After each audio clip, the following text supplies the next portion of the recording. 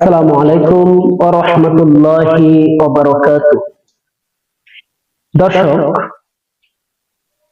অনেকেই আমাদের কাছে জানতে চায় কি আমল করলে আমার একমাত্র সন্তান কিংবা আমার কলিজার টুকরা সন্তানদেরকে হাফেজে কোরআন বানাতে পারবো।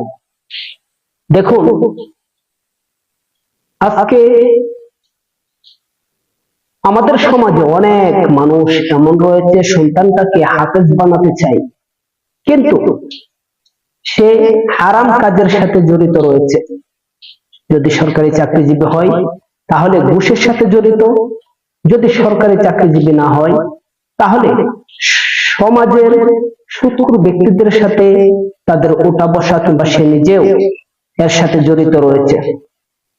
হারাম কার্যকলাপের সাথে যে সমস্ত মানুষ জড়িত থাকে ওই সমস্ত মানুষের সন্তানদের দ্বারা কখনো ভালো হাফেজে কোরআন হওয়া সম্ভব হয় না।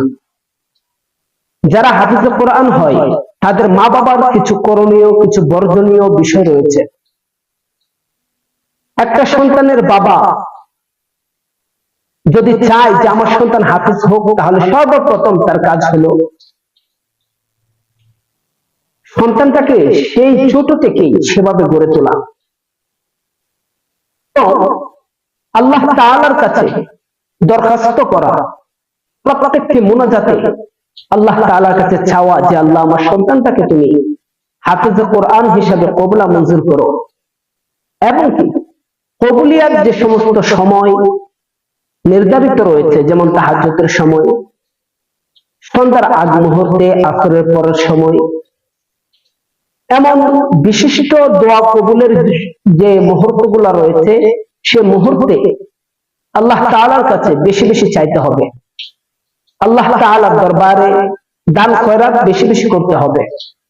5 ওয়াক্ত নামাজ মাস্ট বি আদায় করতে হবে। এবং কি যে সমস্ত কার্যকলাপে আল্লাহ আল্লাহ রাসূল নারাজ হয় ওই সমস্ত গুনাহের কাজ করতে হবে। মা বাবাকে বেশি বেশি নফল রোজা রাখতে হবে। কোনো হারাম কাজের সাথে জড়িত থাকা যাবে না। হালাল উপার্জন করে নিজেও চলতে হবে, সন্তানদেরকেও পরিচালিত করতে হবে। আর ওই সমস্ত ব্যক্তির দ্বারাই একমাত্র সন্তানকে হাফেজে কোরআন বানানো সম্ভব হয়। যারা হাফেজে কোরআন হয় তাদের মা বাবা অবশ্যই নেককার হতে হবে। জীবনে যাই করেছেন আর না করেছেন, এই ভিডিও থেকে অন্তত এই সবকটা নেন যে আমার সন্তানকে যদি হাফেজ আলেম বানাতে চায় তাহলে গুনাহের কাজ করা যাবে না। 5 ওয়াক্ত নামাজ মাস্ট বি আদায় করতে হবে এবং দোয়া কবুলের মুহূর্তগুলো আলেমদের কাছ থেকে জেনে ওই মুহূর্তে আল্লাহ তাআলার কাছে বেশি বেশি দরখাস্ত করতে হবে, চাইতে হবে এবং এভাবে দোয়া করতে হবে যে আল্লাহ আমার গুনাহের কারণে আমার সন্তানকে তুমি ধ্বংস করো না। আমার গুনাহের কারণে আমার সন্তানের নাম হাফেজে কোরআনের তালিকা থেকে তুমি মুছে দিও না। আমার গুনাহের কারণে আমার সন্তানের নাম আলেমের তালিকা থেকে তুমি মুছে দিও না। আমার গুনাহের কারণে আমার সন্তানকে তুমি দ্বীনের দায়ী হিসাবে কবুল করা থেকে বঞ্চিত করো না। এভাবে আল্লাহ তাআলার কাছে বেশি বেশি দোয়া করবেন। ইনশাআল্লাহুল আজিজ আল্লাহ তাআলা চায় আমার প্রত্যেকটি বান্দা আমার হুকুম মানুক, আমার প্রত্যেকটি বান্দা বান্দি আমার ইসলামের বিধিবিধান সম্পর্কে জ্ঞান অর্জন করুক।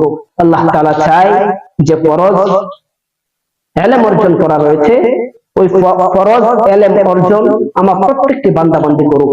আল্লাহ তাআলা আমাদের সবাইকে আমল করার মতো তৌফিক দান করুন এবং পৃথিবীর প্রত্যেকটি বাবা মার সন্তানদেরকে হাফেজে কোরআন হিসাবে কবুল করুন।